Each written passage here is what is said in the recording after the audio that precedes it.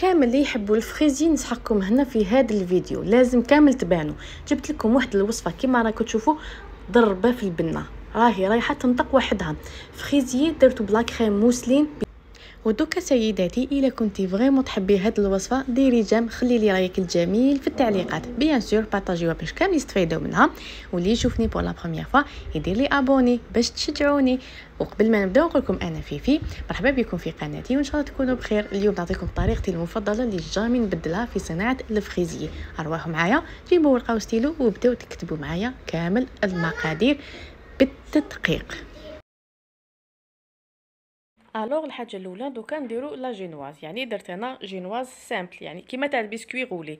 هنا واش نسحق؟ عندي 3 حبات بيض، نفصل الصفار عن البياض، عندي 100 غرام تاع السكر، سكر عادي، 60 غرام تاع فرينه، 40 غرام تاع مايزينا، ونصف ملعقه صغيره تاع لافاني. كيما راكم تشوفوا قلت لكم نفصلوا الصفار عن البياض. الحاجه الاولى نبدا نطلع هذاك البياض، بياض البيض مليح، ندير له قرصه ملح ونطلبوا هكذا بالباتور ولا البيتران يعني اللي عندكم واللي يساعدكم. نبدا كي بدا يطلع لي هكا نبدا نزيد له السكر بشويه، يعني ما تزيدوش كامل على ضربه، ديروا شويه شويه وطلعوا او ميم طون بالباتور حتى يطلع لكم كامل كيما راكم تشوفوا هنايا في الفيديو. من بعد في هذه المرحله كيما راكم تشوفوا كي يطلع لي بيان هذاك لو بلون دوف هكذا كيما اون مورينغ. هنا دوكا نبدا نزيد في الصفار، يعني تقدروا ديروه واحد كي تخلطوه تزيدوا الاخر ولا ديروه كامل على ضربه كيما درت انايا. تخلطوه مليح كيف كيف بالباتور. من بعد بالفوي ولا بسباتول نبدا نزيد هذيك المايزينا والفارينه بالتدريج، يعني ما ديروهمش كامل تاني على ضربه، ديروا شويه وخلطوا. من بعد زيدوا كميه واحده اخرى حتى تكملوا كامل هاد المقادير اللي عندكم. هذه هي طريقه تاع تحضير الجينواز. دوكا نجيب بلاطو نفرشها فيه، يعني قلت لكم طيبوه كيما تاع البسكوي غولي، يعني تجي طبقه وحده. هذه هي مرما خلط الفارينه والمايزينا مع هذاك البلون دوف اللي طلعته مع كامل المقادير. هذه هي النتيجه اللي نتحصل عليها. كيما قلت لكم دوك نحطوه في البلا تاع الفوق، نكون درت فوقه ان بابي كويسون، نحطو يطيب على درجه حراره 160 درجه على السوفتيه باسكو ما يطولش، عفوا واحد 8 دقائق يكون واجد. فوالا. ونجو دوكا للمرحله الثانيه. هنا دوكا نوجد لانسير دو فريز. هنا كيما راكم تشوفوا عندي 100 غرام تاع فريز كيما مقطعه قطع صغيره، عندي تاني 150 غرام جو دو فريز، 50 غرام تاع السكر، عندي 5 غرام تاع الجيلاتين. هنا استعملت هاد الاوراق، درت 2 اوراق نحطهم كيما راكم تشوفوا فيما يكون بحراره الغرفه. انا شوفوا كوم كبار راني قطعتهم على 2 ونحطهم هكذا في بول فيه الماء بحراره الغرفه. هذه هي.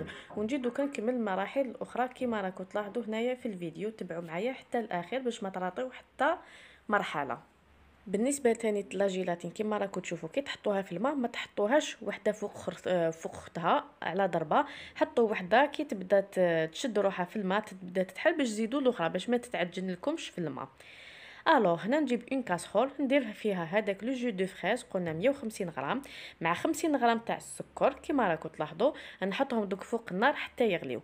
بالنسبه هنايا الجو دو فريز، جو دو فريز هي حكايتها يعني باش ما تقولوش منين نجيبوه هيتو، تحكموا لي فريز وتميكسيوهم بالبغا ميكسور، هذا ما كان هكذا وتتحصلوا على جو دو فريز بور جو دو فريز.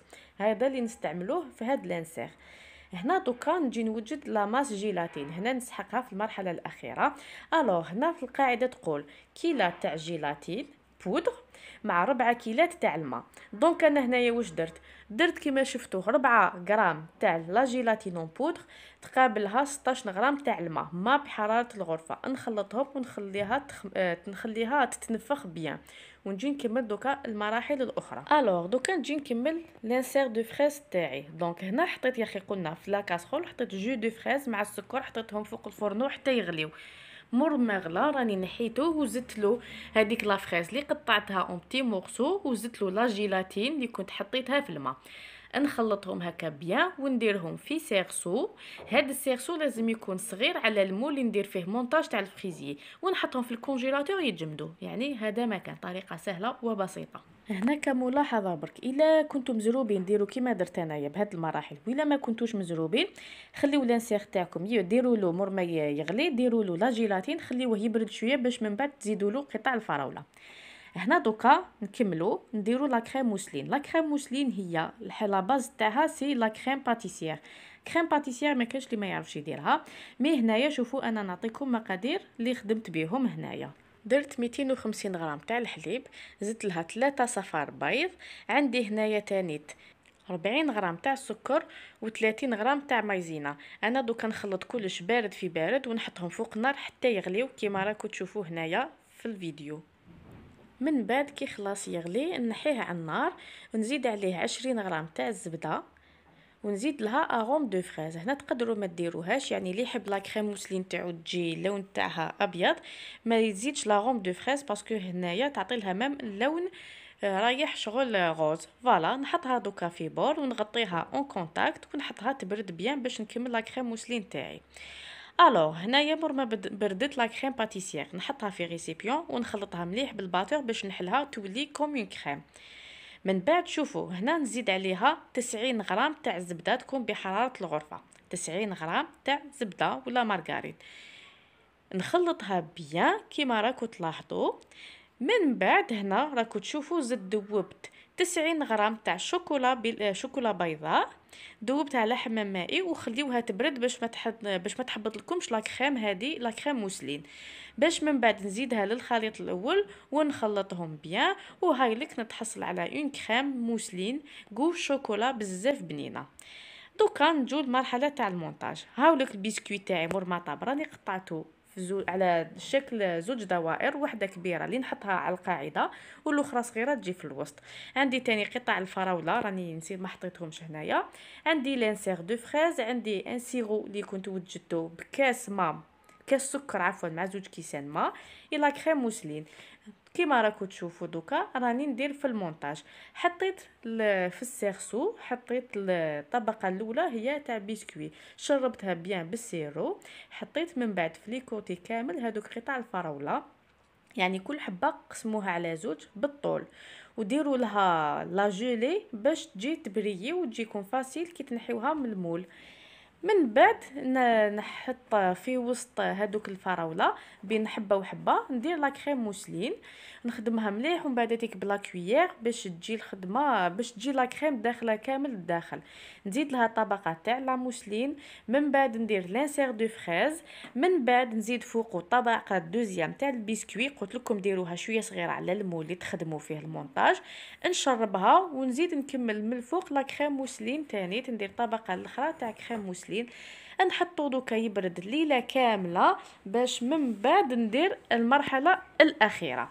يعني دوكا انا هنايا باش ما يجيش الفيديو بزاف طويل خاطرش فيه بزاف مراحل راني قلت لكم على لي زيتاب كيفاش ديروهم وراكم تشوفوا الفيديو، يعني نزربوا شويه قلت لكم باش ما يجيش بزاف طويل. الوغ قلت لكم هنا دوكا نحطو في يبات ليله كامله الفريزيي تحطوه يبات ليله كامله ونوري لكم من بعد المرحله الاخرى اللي ديروها. انا هنا صراحه حطيته زوج سوايع برك في الكونجيلاتور باش نكمل المرحله الاخيره باسكو كنت مزروبه فيه. هنا دوكا بالنسبه للناباج هو اللي نديروه من الفوق. عندي 100 غرام تاع لافريس كيما راكم تشوفوا، عندي 40 غرام تاع الماء و20 غرام تاع السكر. نخلطهم ونديرهم في كاسرونه حتى يغليو، من بعد نصفيهم كيما راكم تشوفوا هنايا ونزيد لهم لا ماس جيلاتين اللي كنت وجدها من قبل. نخلطها مليح حتى تذوب هذيك لا جيلاتين ونجيب من بعد لو فريزي تاعي اللي قلت لكم لازم يكون بارد نحطها فوقه كامل كطبقه فوقانيه ونخليه يبات ليله كامله في الفريجيدير باش من بعد نجي ندير له التزيين النهائي. الوغ باش ما يجيش الفيديو طويل شوفوا هذه هي النتيجه اللي نتحصل عليها مور ما بات ليله كامله في الفريجيدير راهو جا حكم روحو. درت له من الفوق قطع تاع الفراوله فيهم لا جولي شبحته من فوق، يعني ديموليتو قبل جا ساهل في الديمولاج تاعو. دونك هذه هي الوصفه تاعنا النهار اليوم.